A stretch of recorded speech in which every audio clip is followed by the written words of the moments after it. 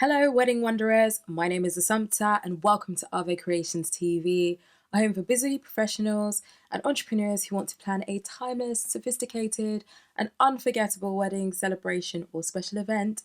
Welcome, welcome, welcome. In today's video, we are talking honeymoons, as the title suggests. I know that may sound a little weird. No, I do not plan your honeymoon for you, but it does impact your wedding. So if you want to find out how, stay tuned.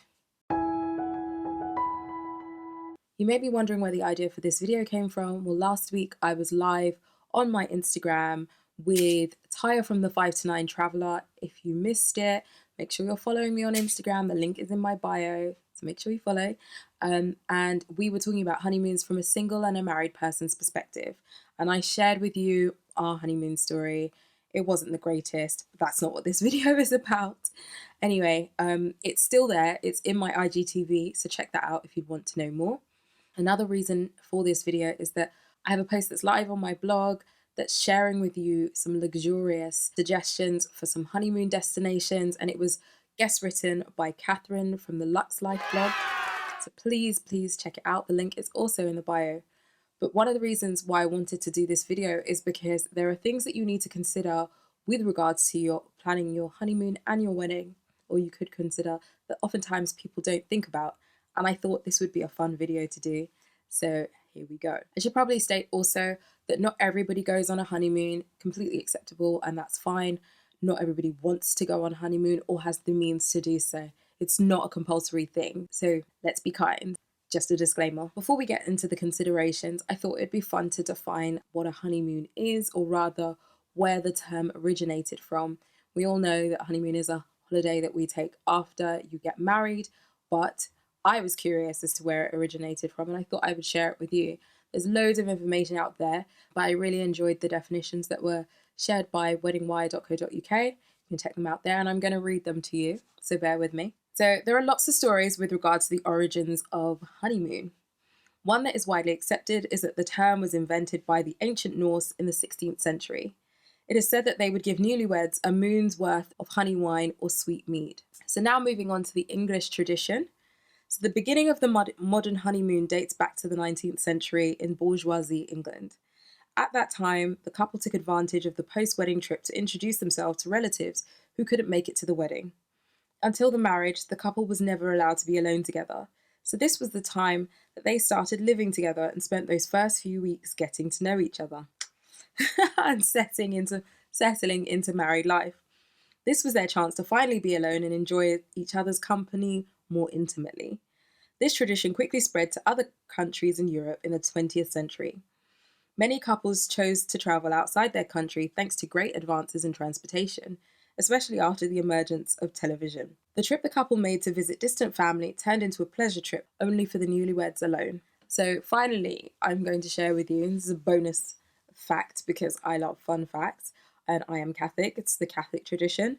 So the Vatican also accepted this tradition, since honey was considered an imperishable food that becomes much sweeter over time, the perfect metaphor for the perfect Christian marriage. For Catholics, honey also symbolizes good omens, sweetness, and eternal love. So there you go. I mean, why wouldn't you want those things? Those are some of the stories as to where the term honeymoon and also the concept originated from.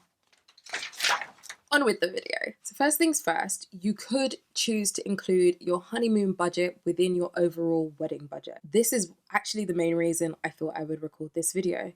If you decide to include your honeymoon budget within your wedding budget, then at least you know exactly how much money you have to play with. It means that your honeymoon will already be sorted and that you have something tangible and concrete to look forward to after all of your hard work and your wedding planning. It also means that you have a specific amount of money, and anything you receive from friends and family is just a bonus. But it means that you're not reliant on outside support for your honeymoon. You are just going to pay for it yourselves, and there's a specific amount. Alternatively, if you're a couple that likes to compartmentalize, you can have a completely separate fund altogether outside of your wedding planning budget for your honeymoon. It could be something you decide to take well after your wedding date, or maybe you just decide you want a mini moon after your wedding like we did, which in some instances can be cheaper, but I feel like our mini moon was close to the cost of some people's honeymoons, but it was just shorter in time. We went to Malta. You can choose to go wherever you want, or you could have a staycation Again, Taya from the 5 to 9 Traveler that I mentioned earlier, she is great with staycations and has some lovely recommendations. They're not necessarily for honeymoons, but they could always be used as honeymoon destinations if you are based in the UK. So check out her blog.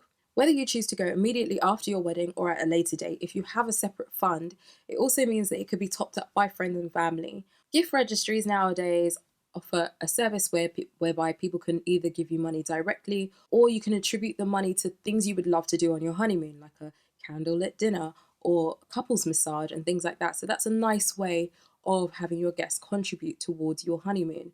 Maybe you would have put down the money for the flights and possibly your hotel, but then your actual excursions while you're there could be paid for by your guests. And finally, things to consider when planning your wedding and also your honeymoon are associated costs such as travel insurance. Do not forget to buy travel insurance. Also, you need to factor in spending money. Even if you're going on an all-inclusive kind of honeymoon, you'd still want money because you might want to do things outside of your resort or buy gifts or anything. You just don't know. But you need to factor in your spending money as well. And finally, you need to consider maybe you might want to update your wardrobe for this honeymoon. But you need to factor in the associated costs of the 3 things I've just mentioned. If you enjoyed this video, please give it a thumbs up. If you're not subscribed, then please subscribe and turn on your notifications so you know when more videos pop up, although it is every Wednesday. If you're not following me on Instagram, then please do. All the links are in the description bar, and make sure to check out the recommendations from Catherine in the guest blog post because they are amazing.